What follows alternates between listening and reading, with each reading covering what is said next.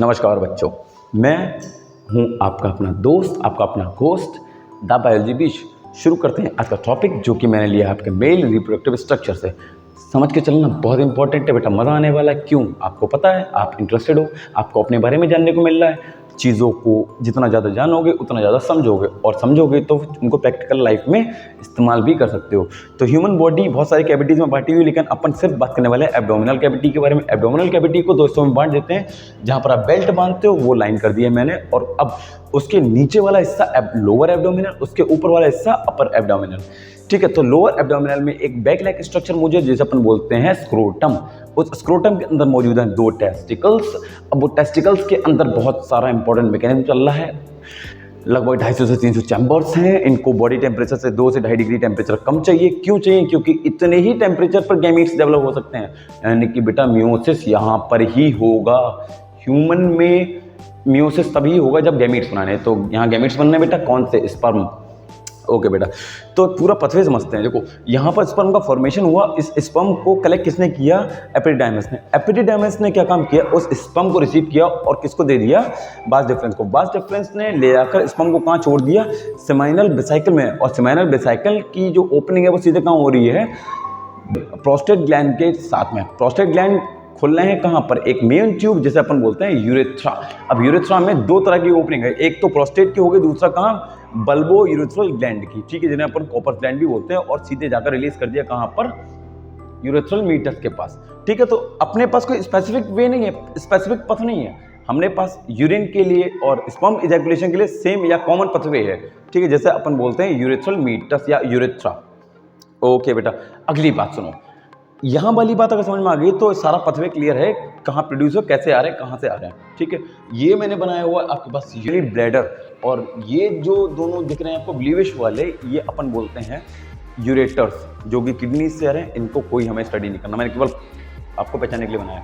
अब मैंने क्या काम किया, इसमें एक टेस्टिस उठाया, दिख रहा है। अब मैंने उसको उठाया, काट दिया। अब काट रहा है तो दिख रहा है, नहीं दिख रहा है तो यहाँ देख लो। यहाँ से देखने के लिए आपको मिलने वाला है। तो बेटा, सबसे बाहर वाली स्किन, उसके अंदर वाली स्किन, उसके अंदर वाली स्किन, और उसके अंदर जो मेन मैकेनिज्म, कंपार्टमेंट्स हैं जहाँ पर बहुत सारी चीज़ें हो रही हैं। तो अपन जनरली कोई भी कंपार्टमेंट बात कर लेते हैं।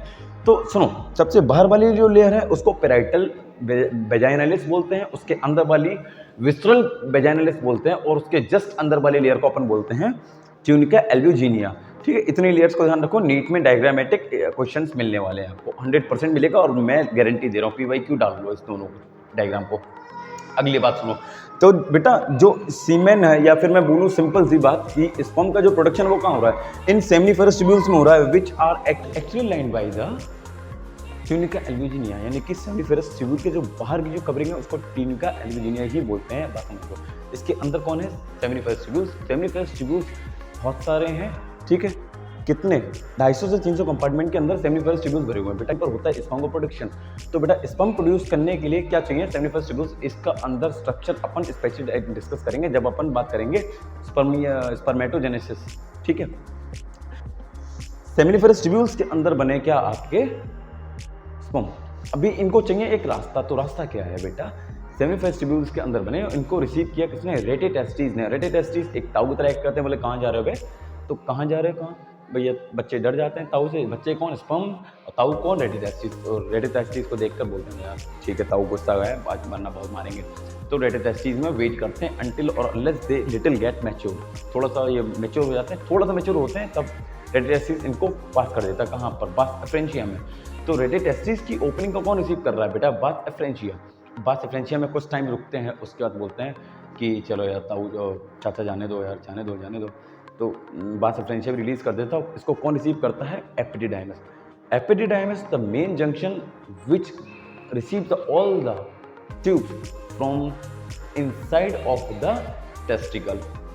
ओके बेटा, नाउ एपिडिडाइमस तब तक इमेच्योर स्पर्म को रिलीज नहीं करता जब तक ये प्रॉपरली मैच्योर नहीं हो जाता है। और जैसे ही इजैकुलेशन आता है तो जो स्पर्म रिलीज होता है वो कौन सा वाला रिलीज होता है? जो बेटा आपके इस एपिडिडाइमस में मौजूद रहता है।